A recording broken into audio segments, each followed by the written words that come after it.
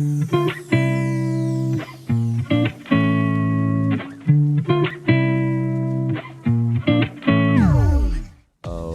back, everyone, to our first episode of Dollars and Cents, Sayreville High School FBLA's very own financial literacy podcast. So, to all those that listened to our first episode, I thank you for your sustained interest in what I had to say. And to the new listeners, you may be asking, who is this guy talking to you right now? Oh, well, how incredibly rude of me. My name is Kamil Szczech, and I am your host for the show. And to be honest, even if you wanted to get rid of me, I'm the one in the group with the fancy podcast equipment, so you're kind of stuck with me. Anyways, the first episode for Dollars and Cents will be financial systems in America. Because I think what we really need to do is start all the way back, right at the starting line.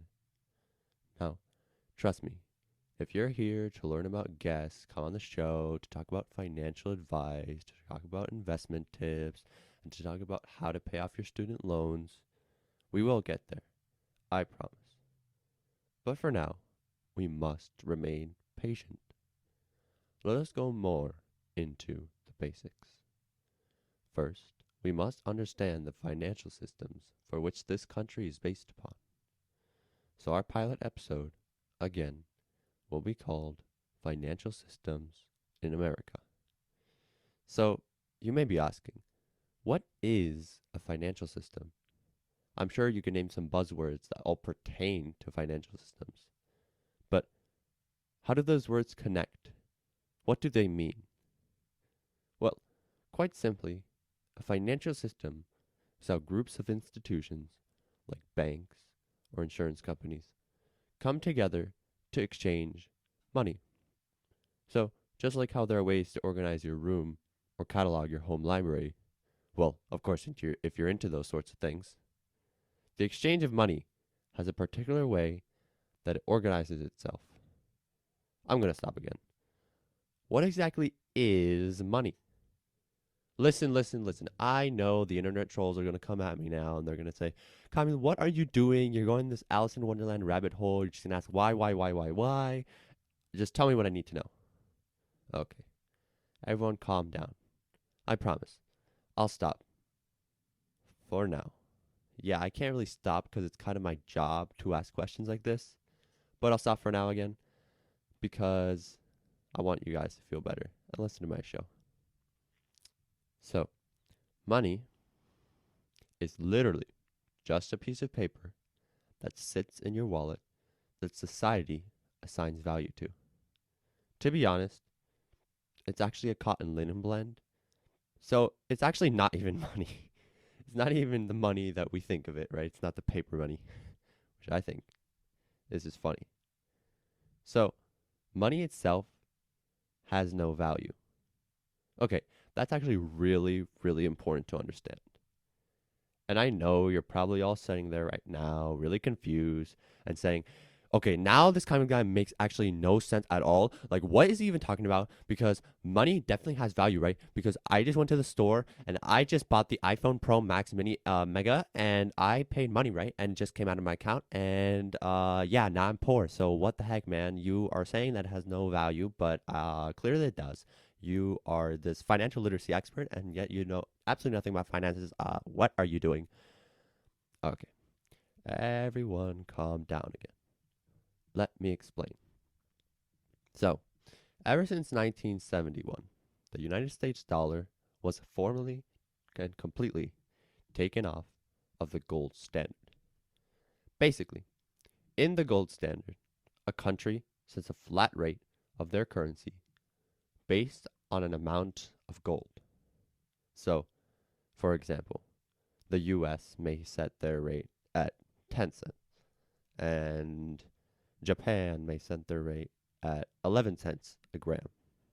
Those are arbitrary rates. I don't know the rates at the top of my head, but just use them as examples. So, to illustrate this concept further, let's say that you work at a summer job at, I don't know, Bomber Burgers, the finest fast food establishment the world has ever seen. Your job is to make burgers.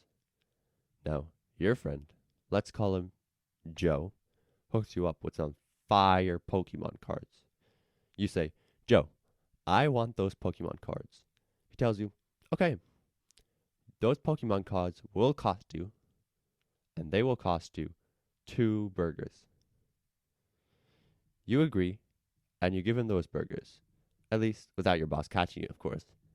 For you, it's actually a really good deal because you get the holographic Charizard, and all you have to do is give him food, which you have to make anyways, right? Because it's your job. But I'll tell you that there are actually a few problems with your little system here. For one, you have to do this under the table, right? You can't let your boss find out that you're doing this. Let's say there aren't enough ingredients here to make your fat friend Joe enough burgers. I don't know. They didn't restock.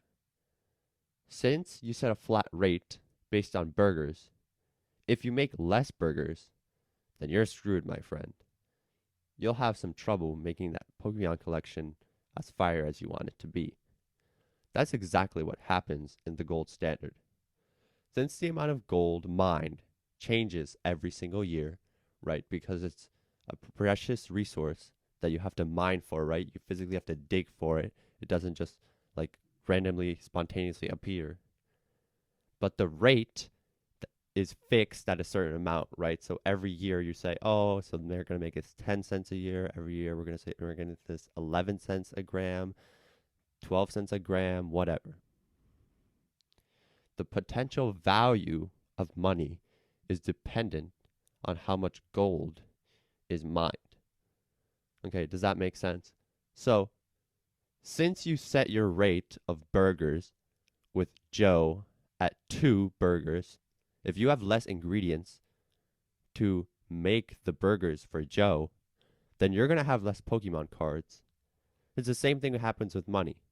If you have less gold to give value to your money, then your money is going to have less value, right? Because you have less gold to attach value to, right? Because you're going to have to stretch out your gold. Like, let's say this year you only got like $100 of gold, but you have to stretch it out for a lot more money. So obviously what's going to happen? Your money is going to be a lot less valuable. So that's the first problem. Or let's use the example again. Let's say you want to exchange your Pokemon cards with your friend Janice, who also happens to be a fast food employee, but works at Burger Palace. She actually also gets her Pokemon cards from Joe, except he sets the flat rate for her to be 3 burgers per card. If we assume that you don't want to get ripped off, there's actually no way for you to trade Pokemon cards with your friend here. Since its value is determined by a predetermined rate based off of something else, in this case, cheeseburgers, the only way to have an even trade would be to trade burgers. To think of it in terms of countries, if a country uses a gold standard internationally and domestically, the only way that they can make some kind of monetary deal with another country is for them to trade with gold, right? Because remember, the gold standard is arbitrary. There is no gold seal of, rate.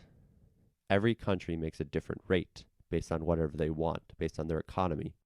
So, if you can understand my burger analogy here, then we are smooth sailing. You understand the most basic problems with the gold standard. So, we know that A, the gold standard sucks, and B, money has no value in and of itself. Well, okay, Kamil, that's cool, but then what is the alternative? Let's see, shall we?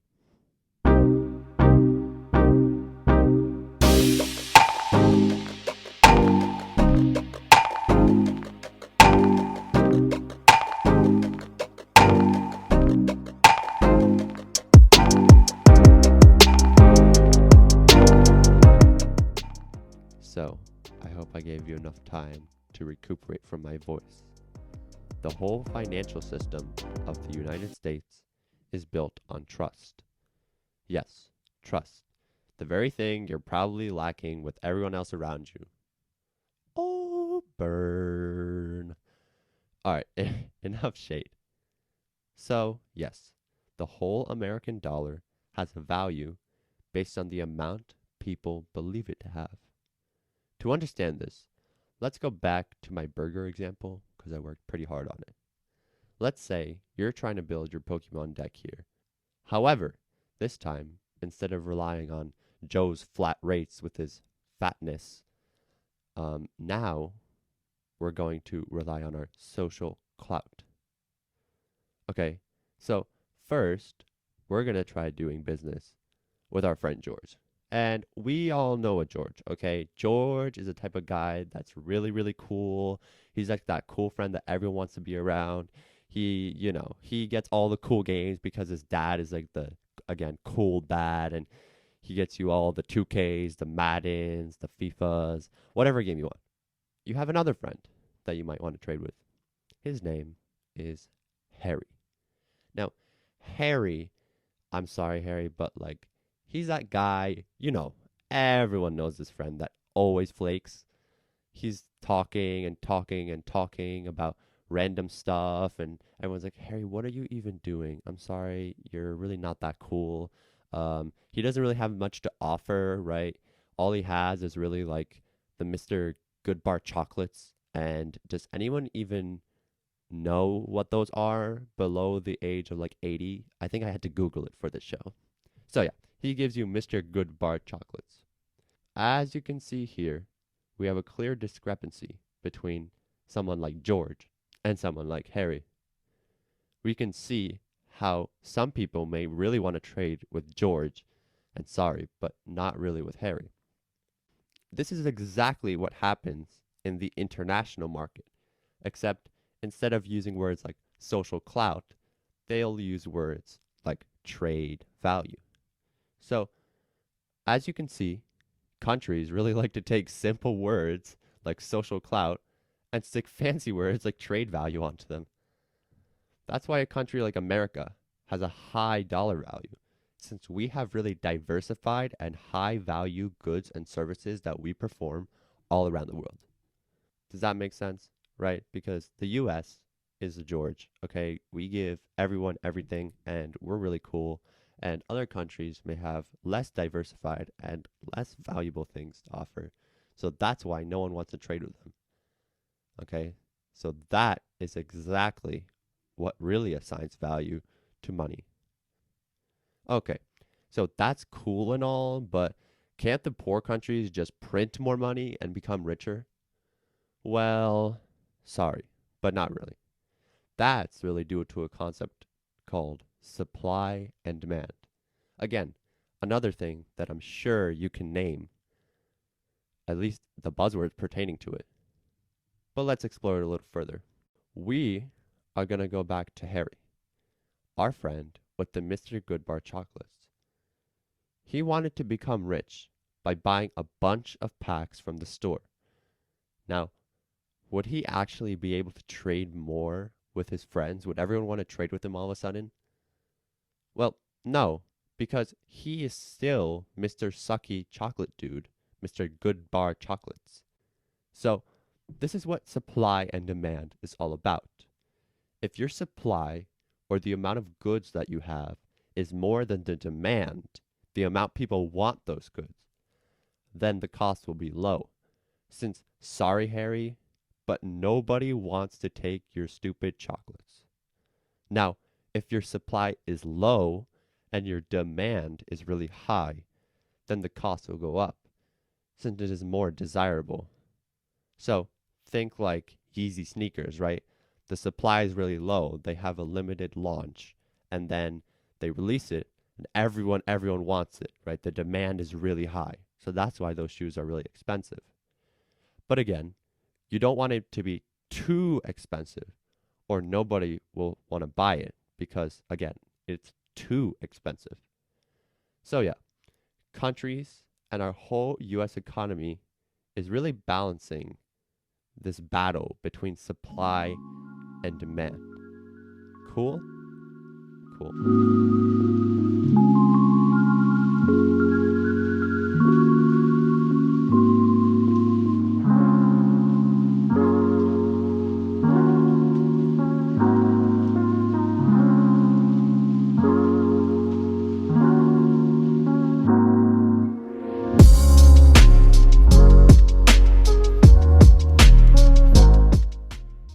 Okay, so you guys probably thought you were done with me. Sorry, you have to struggle with me a bit further. But don't worry. Assuming you understood all the concepts that I previously laid out, this will be easy. If not, I highly encourage all of you to rewind and listen again. So now that we understand both supply and demand and how the dollar actually has worth, we can talk more about financial systems specifically. Yes, it really did take us that long into the episode to bring this all up.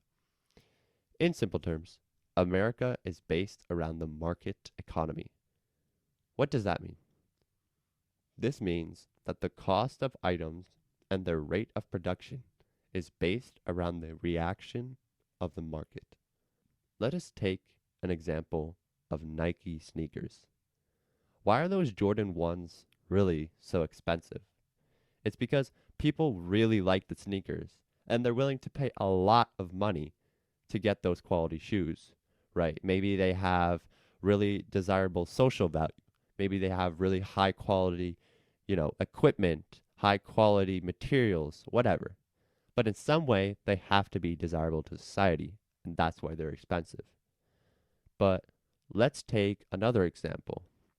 See, I'm trying to think of this with being politically correct because I don't want to offend anyone.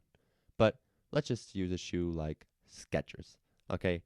Not many people consider Skechers to be a high quality shoe because whatever, maybe it's the twinkle toes that throw everyone off. Maybe they don't really like the materials. I don't know. In some way, they think it's a meme shoe, whatever. They think that this shoe is not desirable. So the shoe is actually going to be a lot cheaper than something like a Jordan 1. I hope you understand that concept of market reaction, right? Very simple. It just means that the market controls how expensive something is going to be based on how much they want to buy it. Cool? Cool. All right, I'm going to do a quick thing, and I'm going to tell you quickly about a fancy French word that you also might need to know because you might want to talk, economic things with your political buddies. You're going to hear something called laissez-faire. All right? And laissez-faire, very simple. It just means that the economy should be dictated, again, by the reactions of the people and not by government regulation. So if someone says they want laissez-faire government economics, that means that they want essentially a market economy. They want a free economy that's not based on government regulation. There are actually other ways to organize the economy, but since most of us are probably in America, and for the sake of time, I won't go into them. But just know that they actually exist. Do some research on your own. Okay, so now you're saying to me, Kamil, okay, so I know why the gold standard sucks and why money has value and why I can't just print money because of supply and demand and America has market economy and all that stuff. But what about capitalism?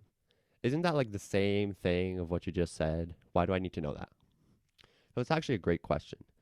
At first glance, they may seem so similar that they're the same thing, but they actually have very slight differences that do make them different. So we know that market economies focus more on the distribution of wealth, right? Thinking back to the Nike sneaker example, right? Everyone wants Nike sneakers because they're a really expensive shoe.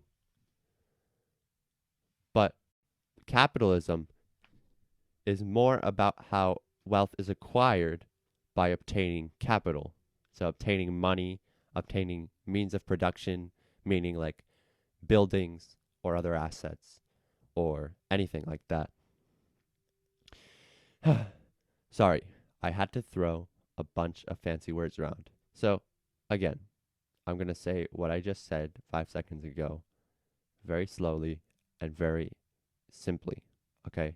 So, the Nike shoes are going to be expensive because the market wants them.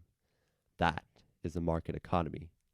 Capitalism is about how Nike is a private company and how it can produce those shoes freely and how it can obtain wealth over time. So hopefully you see that they're both going towards the same route, but they focus on two different things. And that's actually the difference that I wanted to discuss with you today.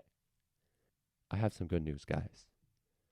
Our talk today is slowly coming to a close. Aw, man. But I know you guys are excited. I really hope you were able to learn something. Okay? Hopefully, through my corny analogies and examples, you were able to solidify the economic concepts in your head which this nation is founded on. With this in mind, we can explain more specific and complex financial topics in the future. Drop in next week to hear all about taxes. What are they? How do they work? And how can you pay the least amount that you possibly can? So that has been our show today. Special thanks to group members Iman Shahid and Stephany Fernandes for help in the production of this show, along with teachers Mr. Howard and Mrs. Rehane for helping us every step of the way. This has been Dollars and Cents with your host, Kamil Szczech. Thank you, and good night.